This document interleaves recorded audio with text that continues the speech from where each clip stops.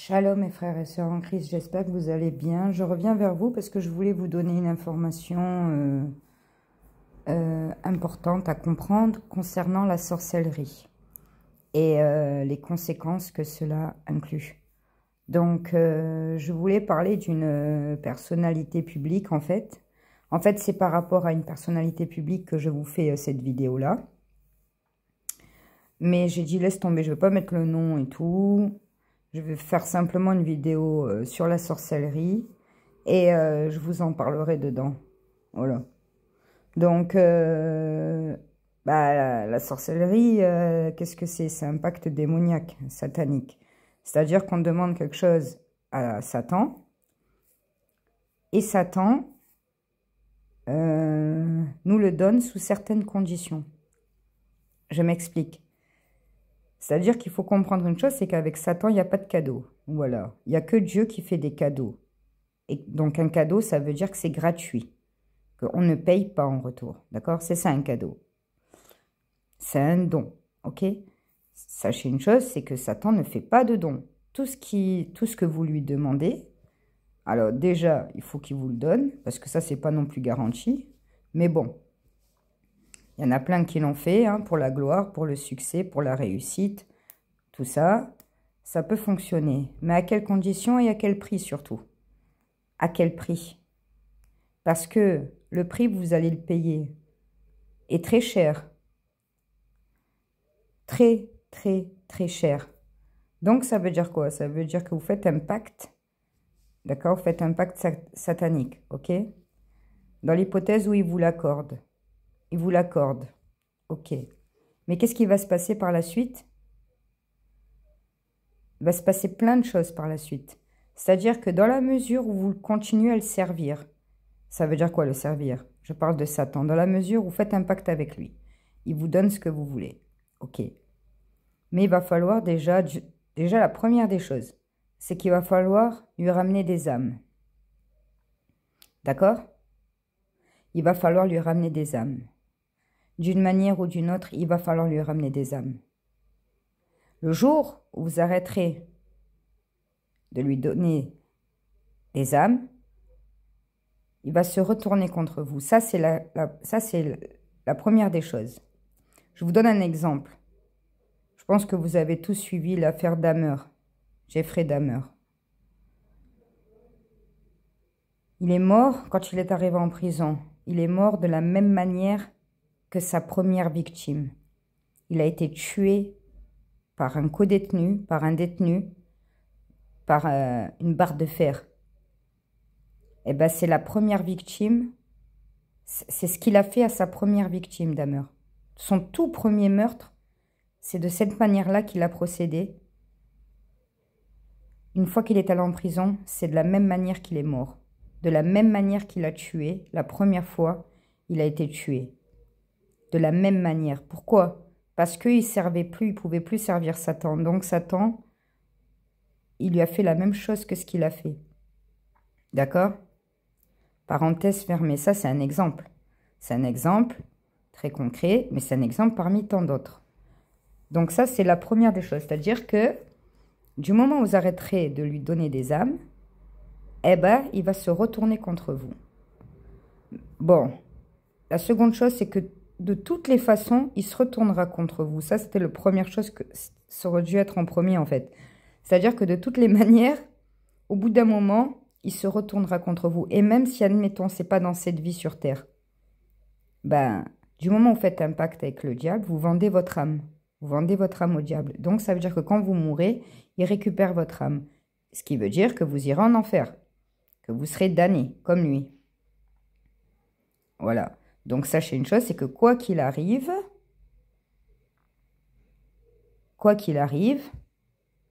de toute façon, vous le payerez. Que ce soit sur Terre ou plus tard, quand vous serez mort. Après, donc, comme je vous disais, du moment où vous allez arrêter de le servir, donc là, il peut accélérer votre mort. Voilà, donc du coup, il peut vous tuer. Il peut, voilà. C'est-à-dire qu'il va se retourner contre vous. Ça, c'est sûr aussi. Et qu'est-ce que je voulais dire? Et Et quand bien même, c'est-à-dire qu'au bout d'un moment, et après il y a une troisième chose aussi, donc ça veut dire que on en revient donc à la sorcellerie. C'est un sacrifice. Et sachez une chose, c'est que dans les deux cas, il y a un sacrifice. C'est-à-dire que Dieu, c'est d'abord Dieu, évidemment, c'est d'abord lui le premier. Et l'autre, il copie tout. C'est-à-dire que c'est Dieu qui a fait... Pour Dieu, on fait des sacrifices. À l'époque, sous l'Ancien Testament, ils sacrifiaient des animaux, des choses comme ça, vous voyez. Et maintenant, ça a été résolu puisque Jésus a tout accompli à la croix. Il s'est donné lui-même en sacrifice pour que personne ne périsse, mais que chacun parvienne à la vie éternelle. Donc, le sacrifice, il a été une fois, on n'a pas besoin de renouveler. Ça a été fait une fois pour toutes. Jésus, il a donné son sang pour nous, il a donné sa vie pour nous. Ok? Ça, c'est quelque chose qu'il faut comprendre, c'est la base. Mais, quand bien même, donc après la résurrection de Jésus, qu'il a ressuscité, le sacrifice, il est dans quoi du coup? Le sacrifice, il est dans donner sa vie à Jésus. Ça veut dire quoi? Ça veut dire faire passer Jésus, faire passer Dieu avant sa propre chair, avant sa propre volonté. Donc respecter ses commandements, avoir une vie de sainteté, de piété, de repentance, de sanctification. C'est un sacrifice. Ça veut dire on sacrifie notre propre vie. D'accord? Ça veut dire qu'on fait passer Dieu avant notre propre volonté, notre propre chair, nos propres désirs. Donc, sachez une chose, et c'est comme ça que Dieu vous accorde des miracles, qui répond à vos demandes, qui fait tout pour vous, et plus que vous le demanderez. Ça, c'est aussi une différence, c'est que Dieu, admettons, vous lui demandez, je vais vous donner juste un exemple, vous lui demandez 1%, lui, il va vous donner du 1000%, alors que vous avez demandé seulement 1%. Maintenant, dans l'autre côté, à Satan, vous lui demandez 1%. Lui, il va vous donner 0,0001%. C'est-à-dire que Dieu va vous donner 100 fois plus. Et Satan va vous donner 100 fois moins. Et vous serez perdant. Puisqu'avec Satan, ce n'est pas gratuit. Vous allez devoir payer. Et comme j'ai dit dès le début, vous allez le payer très cher. Parce que d'une part, vous allez vendre votre âme au diable. C'est-à-dire que si vous ne vous repentez pas de cela, votre âme, si vous mourrez comme ça, vous irez en enfer. Maintenant, il y en a, attention, on peut être dans la sorcellerie et se répandre, comme je l'ai été. J'étais dans l'occultisme. Inconsciemment, je ne le savais pas. Bref, à cause du New Age, tout ça. Et si on se répand avant sa mort, ça va. On est sauvé, il n'y a pas de problème. Dieu, il pardonne tout. La seule chose qu'il ne pardonne pas, Dieu, c'est le blasphème contre l'Esprit Saint. Sachez-le.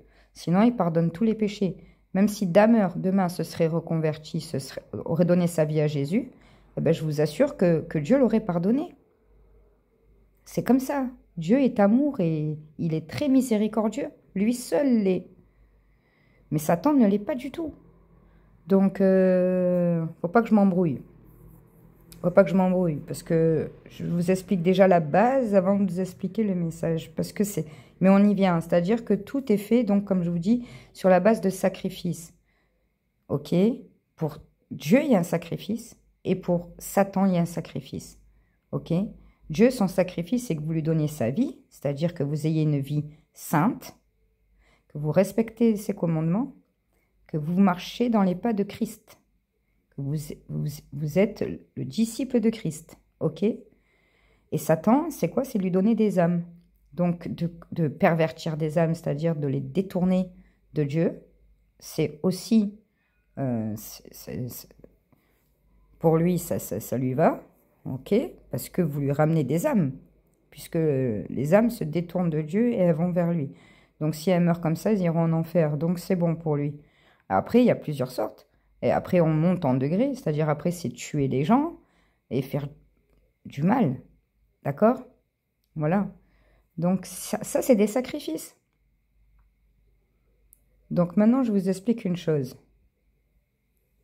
Par rapport à la célébrité que je vous parlais, dès le début de ma vidéo, c'est ce que, à la base, je voulais faire sur ça. Mais en fait, je fais global. Mais je vais vous expliquer pour ceux qui seront restés jusque-là, bah, vous allez comprendre. Il y a une personnalité publique que ça a fait un gros bad buzz. C'était il y a 2 ans, je crois, avec la sorcellerie. Tout le monde sait, je pense, de qui je parle. Ok? Donc, ça a fait polémique, hein. C'était vraiment quelque chose qui était très hardcore, quoi. C'était très sale, hein. C'est-à-dire que dans la mesure où cette personnalité publique, en plus d'avoir recours à la sorcellerie, bon, ça, à la rigueur, malheureusement, bon, voilà. Mais souhaiter du mal aux enfants, ça, c'est encore autre chose. Et en fait, les gens n'ont pas compris. Moi-même, à l'époque, je n'avais pas compris, mais maintenant, le Saint-Esprit me révèle tout. C'est écrit dans la Bible. Le Saint-Esprit vous enseignera toutes choses. Moi, j'ai pas de pasteur. Moi, mon pasteur, c'est Dieu, c'est Jésus-Christ. Mon bon berger, c'est Jésus. Et c'est la Bible et les paroles de Dieu. Après, bien sûr, j'ai des compléments, ça fait toujours du bien. Ça. Et puis, j'apprends aussi des choses quand même avec les pasteurs, tout ça. Mais ce que je veux dire par là, c'est quoi? C'est que Dieu m'a révélé, c'est-à-dire, parce que nous, on ne comprenait pas. On s'est dit, mais attends, c'est quoi ce délire? C'est quoi le rapport? Mais pourquoi elle a fait ça? C'est pas possible. Pourquoi elle a fait ça? C'est pas possible. C'est démoniaque. C'est pas possible. Mais comment elle peut souhaiter du mal aux enfants? Comment elle peut faire du mal aux enfants?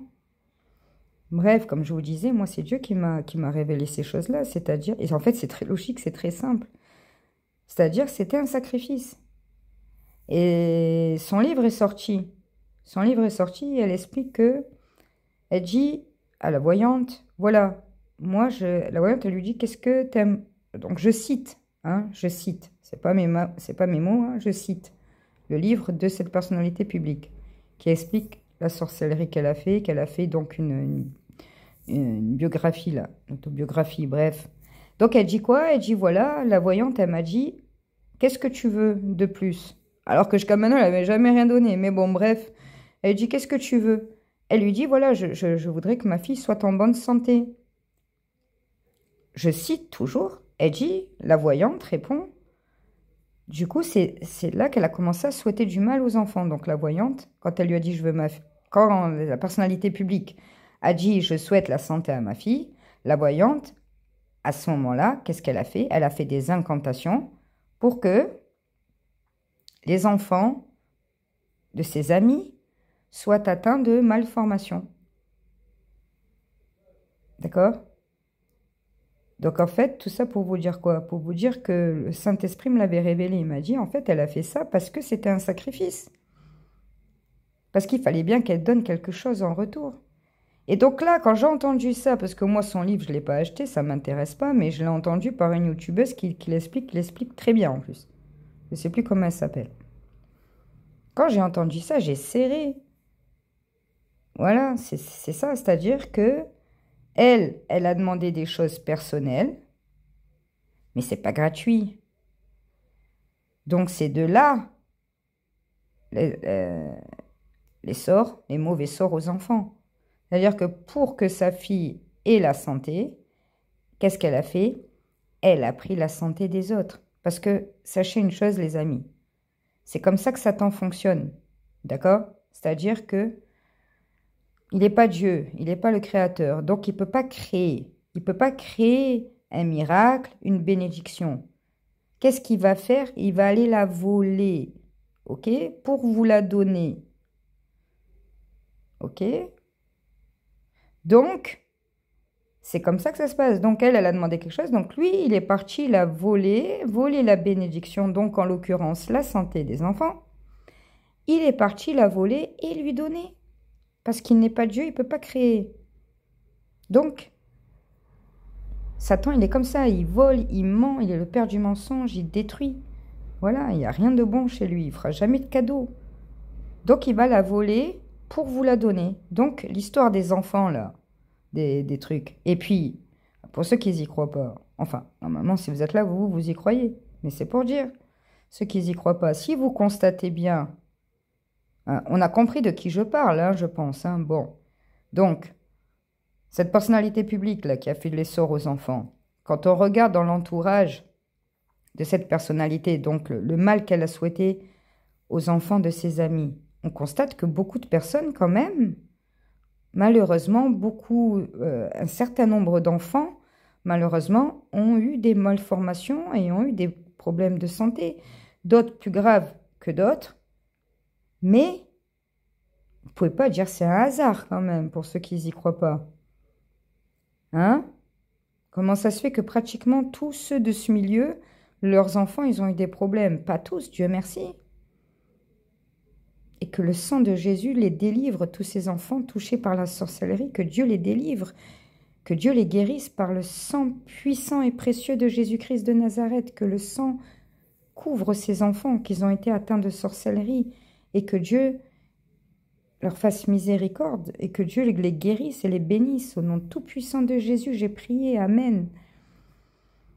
D'accord? Donc, tout ça pour vous faire comprendre, voilà, c'est quoi ce délire-là? C'est en fait, c'est pas, elle s'est réveillée un matin, elle s'est dit, bon, bah, tu sais quoi, je vais aller leur souhaiter du mal à ces mômes-là.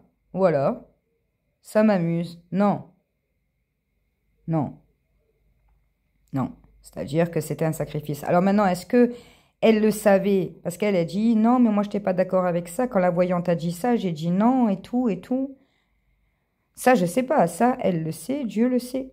Ça, je peux pas savoir. C'est où elle le savait, mais elle assume pas. C'est-à-dire que la voyante, elle est venue, elle a dit, écoute, pour que tu aies ça, il faut sacrifier ses enfants. Elle a dit oui. Ou peut-être que vraiment, elle savait pas. Et qu'elle a refusé, et qu'elle a dit non, je ferai jamais ça.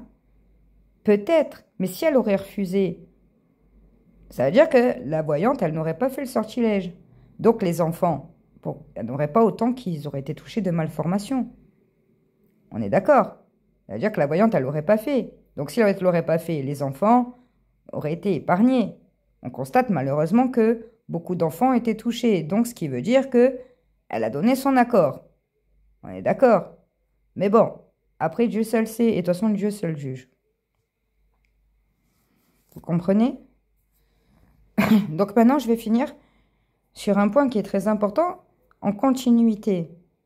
Comme je vous ai expliqué, Satan, il ne vous donne pas gratuit, ça vous avez compris. Et il ne crée pas, donc il va le voler. Donc maintenant, je vous donne pour conclure. Ok? Faites des prières de minuit à 3h, 4h du matin. Pourquoi? Parce que j'en parlerai peut-être à la rigueur une prochaine fois si Dieu me le permet. Parce que je suis très fatiguée et je vais juste aller à l'essentiel. Afin que ça ne vous arrive pas, afin qu'on ne vole pas vos bénédictions, que Satan ne vole pas vos bénédictions, ok? Il est très important de faire des prières de nuit. Faites des recherches dans la Bible, c'est la nuit que ça se passe. C'est pas moi qui le dis. Tout ce que je vous dis, c'est biblique, c'est dans la Bible. Donc, ça s'appelle des prières de combat spirituel. C'est-à-dire quand vous avez des blocages dans votre vie aussi.